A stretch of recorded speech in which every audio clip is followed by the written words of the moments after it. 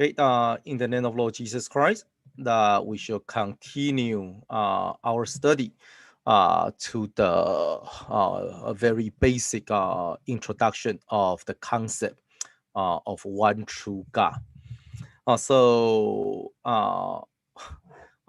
only made very simple, very rough of slides. Sometimes I admire other speakers who are able to create fancy, well designed slides with animations. Too much for me. So bear with me. This is what I have, and this is what you get. Okay. So now in the last class, we spent the first section just do an introduction for the differences of the common view or common category, common categories of view of deity, view of gods. So we talk about polytheism, monotheism, and atheism. That's the most common known.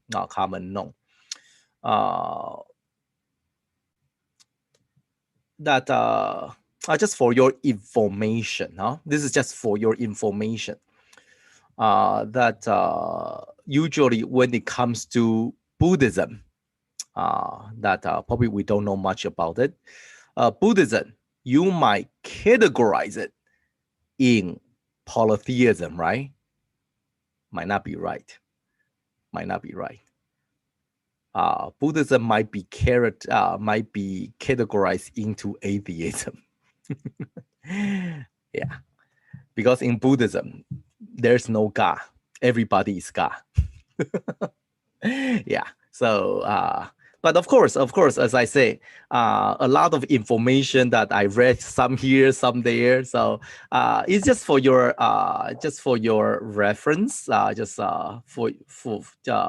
So just something that I read, not from me, but some analysis or some paper written by other people who put in more effort in doing the research. So. Also we talk about, other than the three major category, there is another category there's other category like agnosticism, as we said earlier. But what is agnosticism? Agnosticism is I do not deny that God might exist, but I do not know, because I never have any experience. That's called agnosticism. They say maybe, I think there's a God, but I never experienced God. Okay, so that's agnosticism. Similar to agnosticism, there is another group which is very, very common in our generation today. I check on the dictionary, they have several different names for it. There's no fixed name. But many translation call them non-religious or non-religious. This is the group who say, yeah, sure, I believe there's a God, but so what? So for the agnosticism, they say, yeah, there is a God, I just never experienced him. For the non-religious is, yeah, there's a God, so what? I don't need him. For the non-religious, which is common, which is very common, that they have no problem. When you say there's a God, yeah, okay.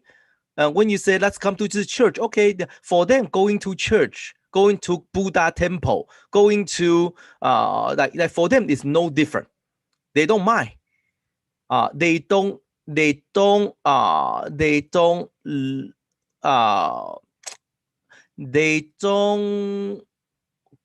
limit themselves, or they do not select either a religion or a denomination. They are open to all, but at the same time, not into any of it. So now that's in our surrounding, you find a lot of people who have no problem telling, yeah, they believe there's a power, there is a God, there is a deity that create all, but either they are indifferent. They can go to any denomination, they don't mind, or they can go none, they don't mind either. So for them, knowing God is one thing, and having God in their life is another. So that's something that we found very common, especially in the Western world. That when I was in as I said, when I was in Germany many years ago, they said that Germany, they all most of them, they believe in God. They are all Christian, either Catholic believer or Lutheran believer. So in Germany, like most of people are Christian. At least they call themselves Christian. But for so many of them, that in their entire life, they only attend church 3 times. The first time is when they were born. Then the parents brought them to the church, to the cathedral for baptism. The second time is when they married, that they chartered the beautiful cathedral for the wedding. And then the third time is when they die, that they get carried into the cathedral for funeral. When I was there, when the church member told me about it, at first I thought she was joking. So I was like, ha ha ha, that's funny. And then she looked at me with a very stern, very serious face. She's like, Pastor, I'm not joking. That's a reality in here. That's a reality in Europe. But if you ask them, they all name themselves, they all call themselves Christian, and they feel that they are devoted, they are religious believers. So nowadays we have a lot of so-called believer, but know nothing about their faith. Okay. That's but they still call themselves believer, but they just for them, having God or not having God is really very much indifferent. For them, it's not much of a difference. So unfortunately, that's the generation that we are facing today. So a while ago, I don't have the number. I don't have the survey result with me. A while ago, one of the university they did a survey that they interviewed 1,001 U.S. adult Christians who believe that they are religious and they are fervent in God. I don't remember exact the number. You can probably still find it in the Google. In the survey, they ask questions. There's a survey form for the so-called zealous Christians to answer, and high percentage of them, they cannot list the 5 books of Moses. And high percentage, they cannot give you more than 5 names of the 12 apostles. Okay. And high percentage of them that they were unable. What was it? But anyway, that it was I need to dig out the survey. It was very interesting result. Okay? That they know so little about Bible. Again, they never read Bible. They never read Bible, but they still think that, yeah, I believe in God. I must be a good Christian. And then I think I will go to heaven. I think I will go to heaven. So at the conclusion of that survey, it says that in the recent decades, it's not that American doesn't believe in God. It's that American doesn't know what God wants because they don't read Bible. But the thing is, they don't read Bible. They don't go to church. But if you ask them, they feel that they are fervent and zealous. Yeah. So, but anyway, that's some that's a reality of our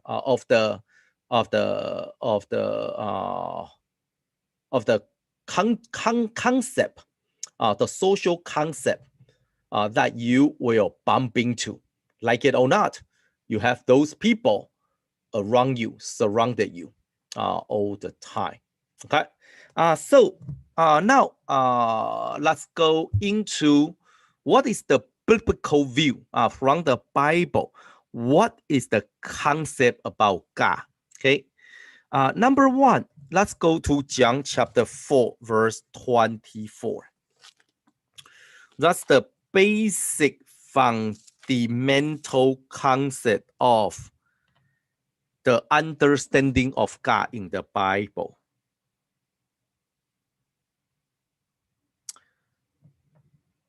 Chapter 4, verse 24. Let's read verse 23. John chapter 4, verse 23. But the hour is coming, and now is, when the true worshiper will worship the Father in spirit and in truth. For the Father is seeking such to worship him. 24. God is spirit, and those who worship him must worship in spirit and truth. Okay, so in here that Jesus Christ identify the Jesus Christ describe the essence of God, the divinity. So from here, when according to Jesus, that God is spirit. But what is when we talk about spirit, what does it mean? What does it mean? It means it cannot be counted and it cannot be numbered. Cannot be counted and cannot be numbered. So if you look at the second point in the slide, in my very primitive simple slide, the second point says only one God. Yes, I know the topic of our class is one true God. But in fact, in here, when we talk about one true God or only one God, it's not referring to the sense of number. It's not talking about how many gods. We got one. Okay. It's not about we counted, we look around, we counted, hey, we got one God. Because the first, out of all the points, first point is that God cannot be counted and God cannot be numbered. So if you read Ephesians, for this class, for this session, we will read a lot of verses. In Ephesians chapter 1, Ephesians chapter 1, verse 22. And he put all things under his feet and gave him to be head over all things to the church. Verse 23. Which is his body, the fullness of him who fills all in all. That in here, Apostle Paul further elaborate on the concept of God is spirit. In the in probably the easier analogy, that God is all in all. God feels all in all, which is as we can see that God is omnipresent. Omnipresent means he's everywhere, everywhere. So the one analogy that you can use is probably the air. Okay, the air. So our environment is naturally filled with air, but you cannot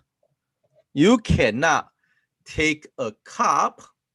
Can see, you cannot take a cup and then you scoop and say, "Hey, Tatiana, I got one air. You want to keep it?" So that's what we meant by you cannot number. Just like you cannot number the air. So we got handful of air. How you can't. Of course, this is not the perfect analogy because you can create a vacant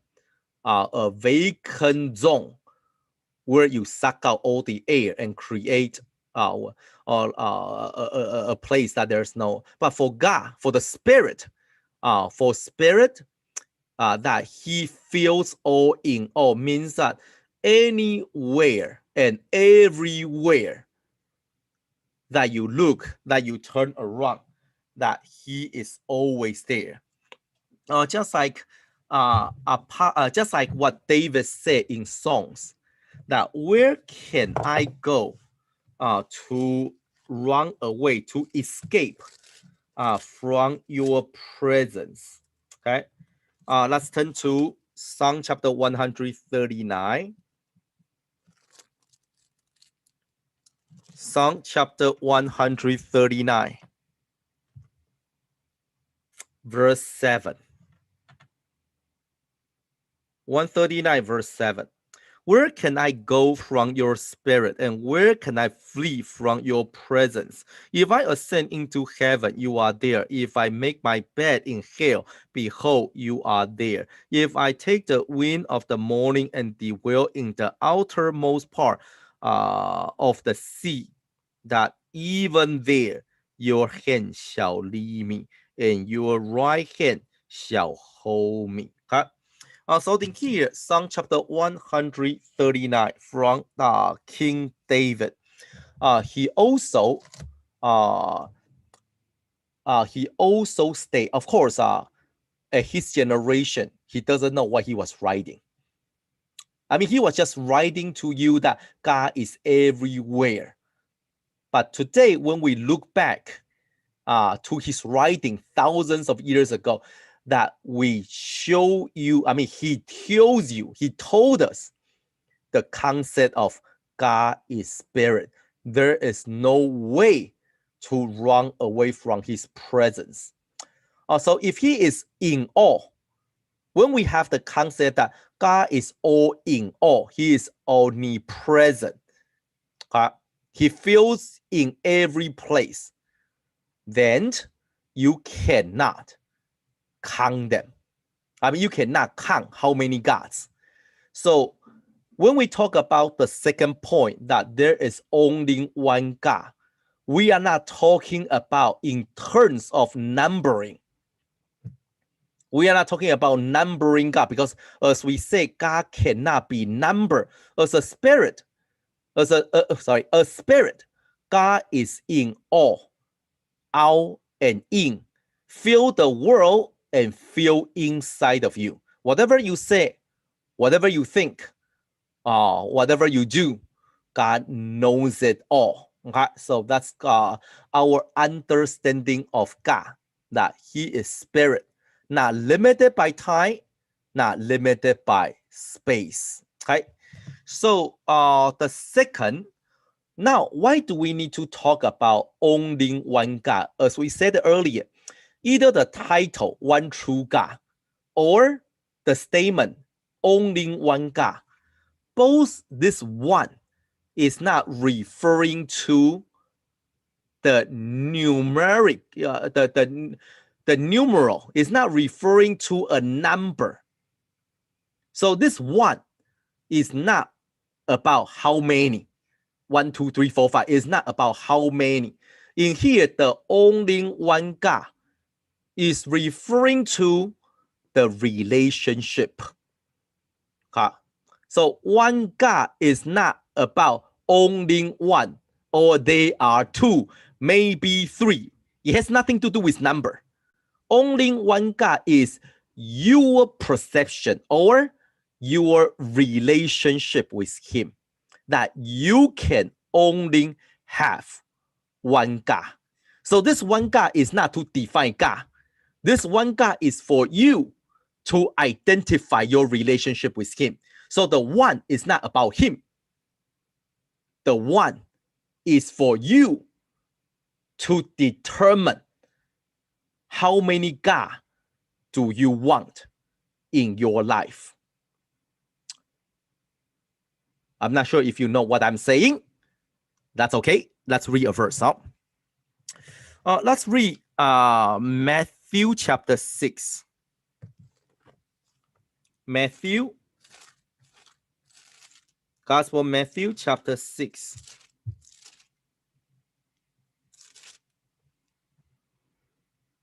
Verse 24. Hopefully this verse will help us to know it better. Matthew chapter 6, verse 24. No one can serve two masters, for either he will hate the one and love the other, or else he will be loyal to the one and despise the other. You cannot serve God and mammon. Mammon is money, okay? So in here, Jesus Christ say to them, Jesus Christ say to the followers, say to the disciples, that you cannot serve two masters. Either love this or hate the other. That you cannot serve God and mammon. Again, in here, Jesus was not telling you that there are two gods that you get to choose. This is not about numeric, like number. Even he said there were two masters. Okay. When he said two masters, it's not referring to how many gods are there, but is referring to your heart. In turns, for you, we can make gods in our heart. You know that. If you want, money can become your God. If you want, video game can become your God.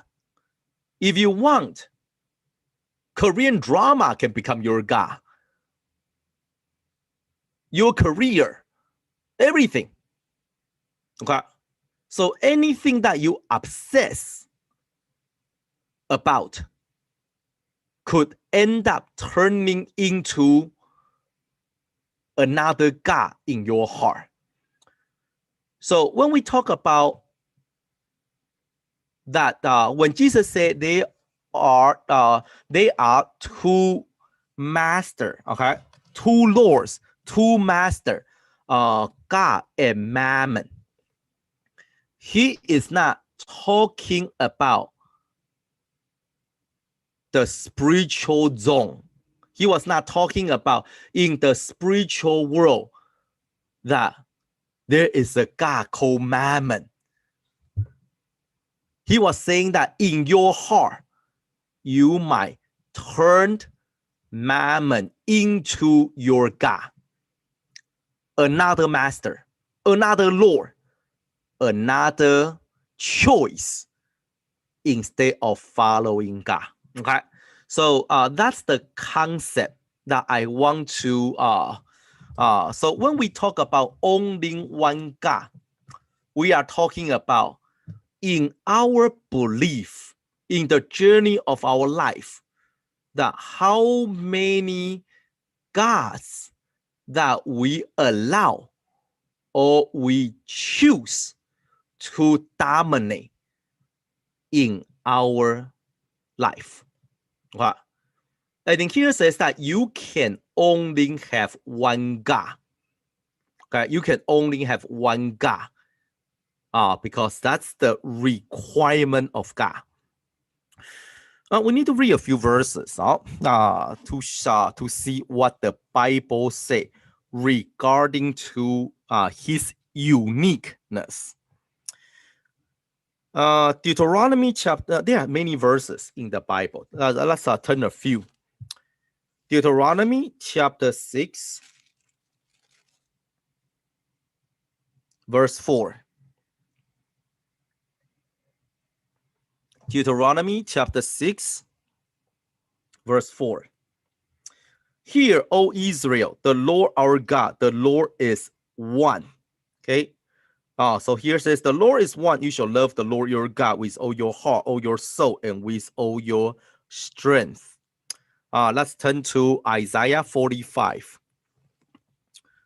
Isaiah 45.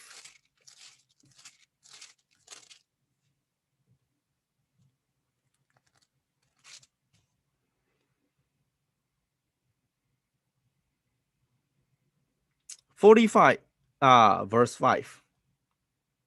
I am the Lord. There is no other. There is no God besides me. I will gird you, though you have not known me, that they may know from the rising of the sun to its setting, there is none besides me. I am the Lord. There is no others. Okay. So again, then here the law talk about his existence. His existence. So when we talk about the Lord is one, there is no other besides me. Means that there is no one equal to his existence. Okay. Let's read another verse. Let's go to the New Testament. In Mark chapter 12. Mark chapter 12.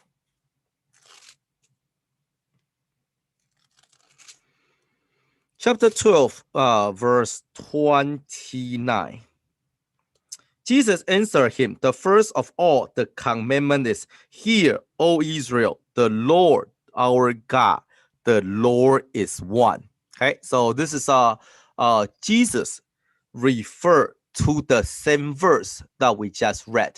So Jesus verified, he verified the statement from the book of Deuteronomy. And if you go to John chapter 17, John chapter 17, verse 3.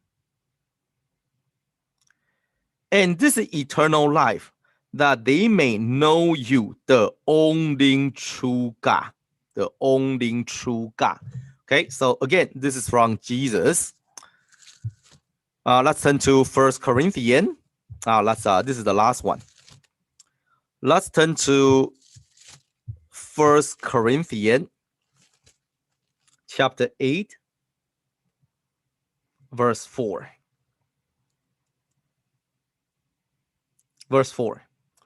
There concerning the eating the things offered to idols, we know that an idol is nothing in the world, and there is no other God but one. For even if they are so-called gods, whether in heaven or on earth, and there are many gods and many lords, yet for us there is one God, the Father, of whom are all things. Okay. So from the Old Testament to the New Testament, the concept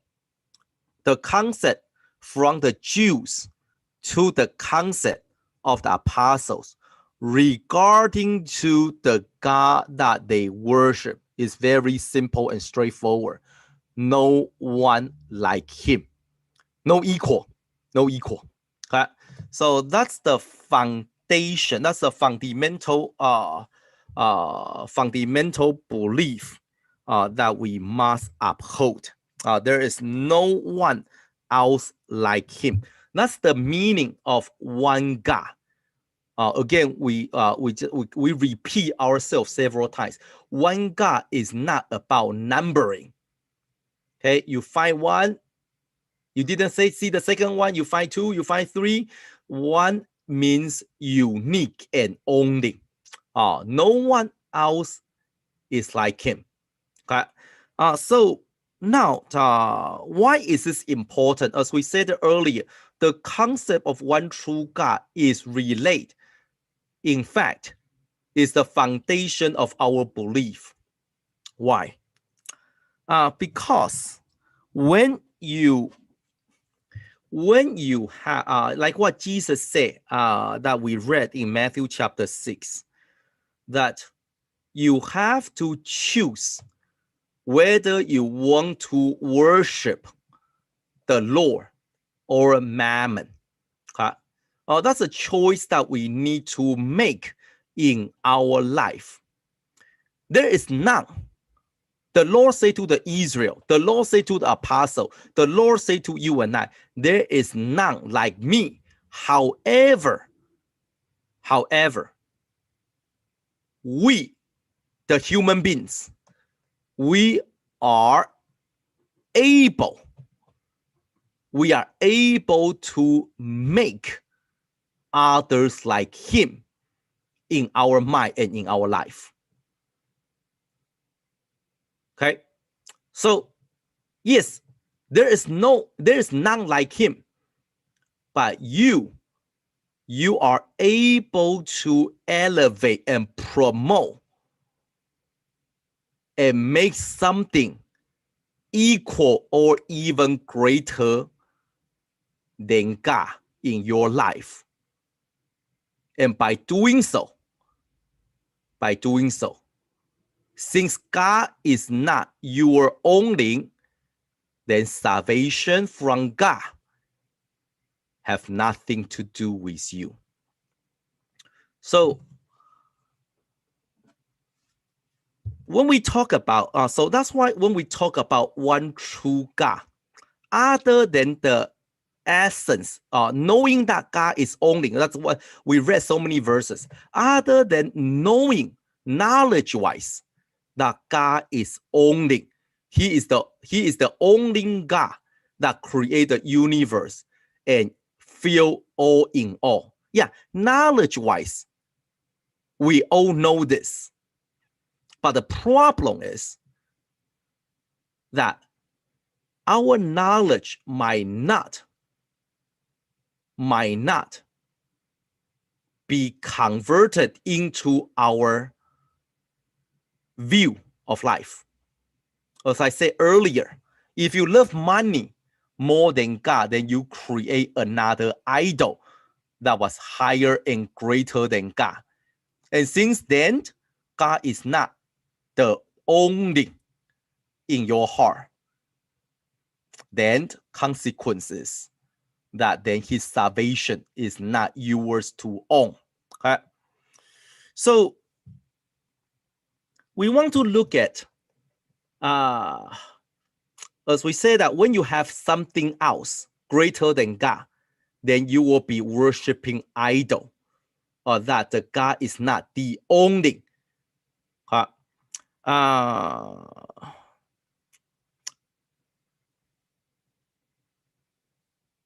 Let's read one verse. Let's read one verse. Let's read Deuteronomy chapter 4. Let's turn to Deuteronomy chapter 4. This is the verse that I happened to share with the PMVP students. Let's turn to Deuteronomy chapter 4. Chapter 4, verse 15. Deuteronomy chapter 4, verse 15. Take careful heed to yourself, for you saw no form when the Lord spoke to you at Horeb, out of the midst of the fire. 16.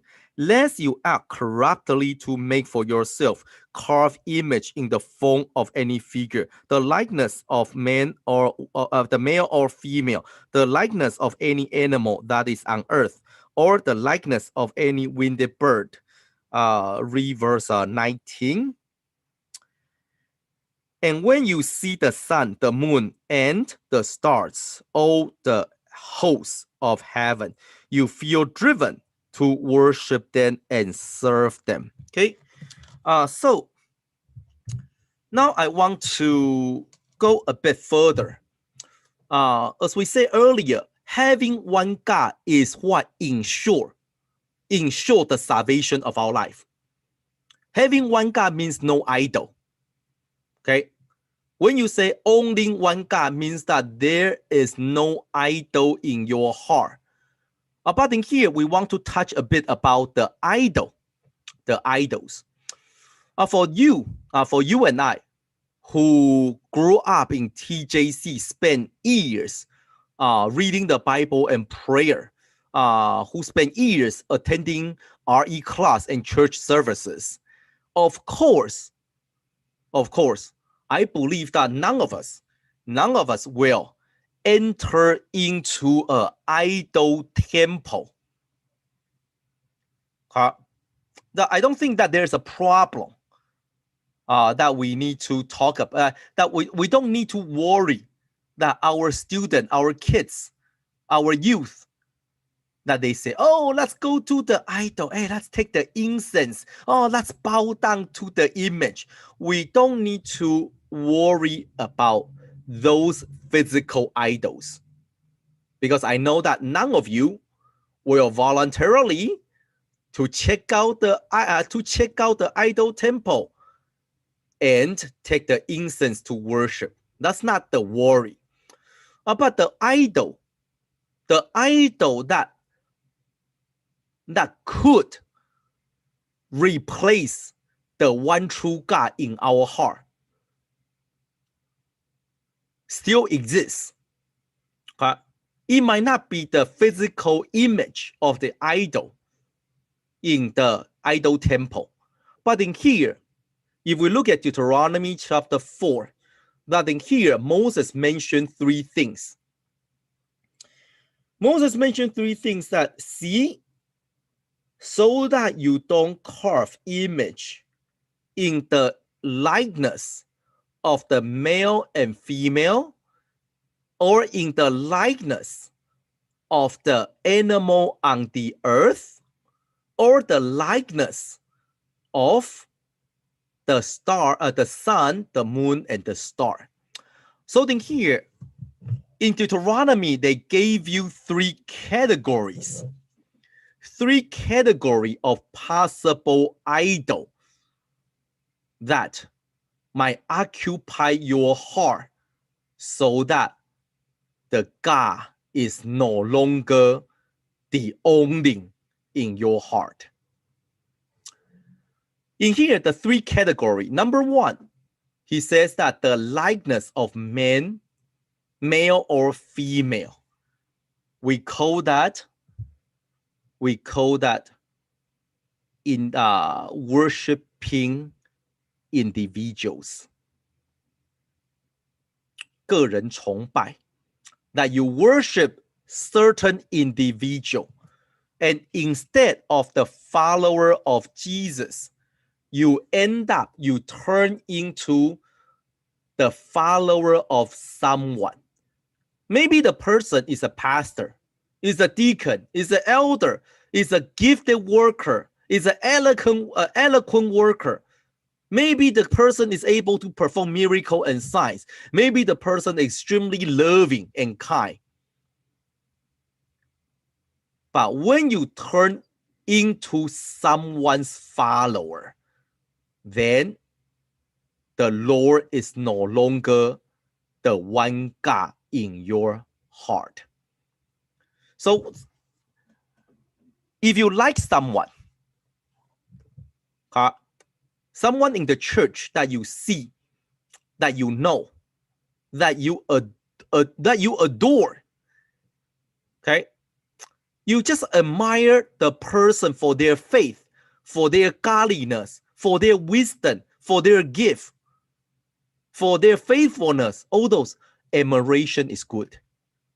Yes, it is okay that you like someone, you want to imitate them, you want to be like them in their faith, in their love, in their hope.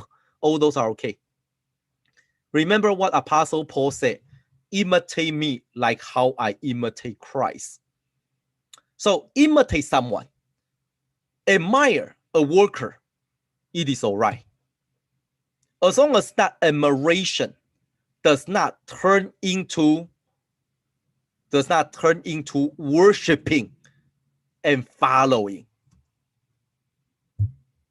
Simply say, when you turn into an individual's follower, you don't care what the Bible say. You care what this person say. Whatever he say, I believe. I don't care what the Bible say. As long as he said it, he is my master. I believe in every word that he said. Then you are no longer the follower of Jesus. You are the follower of that individual. Okay? Wherever he go, I go. I will only attend the service when he is giving the sermon. Something like that. Something like that. When you follow a person and treat them like your master, then we call that idol worshiping. Idol worshiping. Okay. So as I say, if you find there is a member in your local church, loving, kind, gentle, and faithful, and all the good virtues, and you wish to be like him, hallelujah, wonderful, no problem. But when you become their little tail, 小尾巴, like the little tail, that wherever they go, you follow, you follow, you follow. Whatever they say, you listen, and you believe. By doing that, when you lose your self-identity, then you are worshiping the idol. Okay, so this is not when we talk about the idol. That's the first that in the likeness of the male and female. And second, what is the second idol? Here says that the animal in the image of animal that is on the earth. So the focus of the word, the focus is on the earth. Something on the earth, the animal on the earth. On the earth is the key word from the world. From the world. So what is the second idol that we might worship, that we no longer believe in one true God? The second idol is the entanglement of the world. Let's turn to Hebrew chapter 12. Hebrew chapter 12, verse 1. Verse 1. Therefore, we also, since we are surrounded by so great a cloud of witnesses, let us lay aside every weight and the sin which so easily ensnares us, and let us run with endurance the race that is set before us. Okay, so then here, the author of the book of Hebrews said that we need to break free from the ensnare of sin, or the entanglement of the world.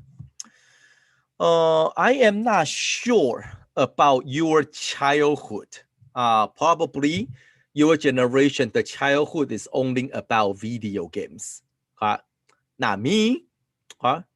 So when I was young, during the summer break, the summer vacation, that we go to the countryside, the rural area, the countryside with a lot of tree, with a lot of farms. And very often we will go and catch the beetles, sometimes the cicadas, and then because they fly, right? So you catch them, and then you take a string, and you tie it on their leg. So when they fly, they just fly in the loop, and you pull the string. You can always pull them back. You let them fly, you can always pull them back. That's called entangle. They are entangled by the string, pulled by you. And the only way to break away, from the entanglement, there are only two possibilities. Number one, you pull so hard, you pull off your leg, then you fly free. You might lose a leg, but then you go free. The second possibility, you die. You fly until you exhausted, and then you die. You drop and dead, and then we just take the string and tie another one. So evil. Thinking about it, when we were young, we were so bad. Okay. In terms of the third possibility of letting them go free, I don't know. It never came to our mind. It just child. We're just bad. Yeah. But think about it. This is the entangle of the world. When you want to fly, when you want to break away from the bondage of sin, when you want to soar up in sky like an eagle, you knew that you were built for that. And you knew that's what God planned for you, to be free, soaring high and above, able to see the greater picture. But the problem is, if that entanglement, if the idol of the image of the animal on the land, the things of the world, if you cannot break that idol, yes, you might feel that you are flying somewhere, but when the chain, when the rope, when the entanglement pull, then your dream shatters. Your self-deceiving freedom disappeared. Okay, so now then here, the second idol that we all need to deal with is the entanglement of the world. I don't know what is that for you. You know what is pulling you down, that you are unable to fly. You know what is pulling you back, that you are unable to soar above. You know what is stopping you, that you are unable to reach God. In your search of faith, you knew, but are you willing to deal with it? Okay, so our time is up. We will continue on Sunday. Let's all pray in silence.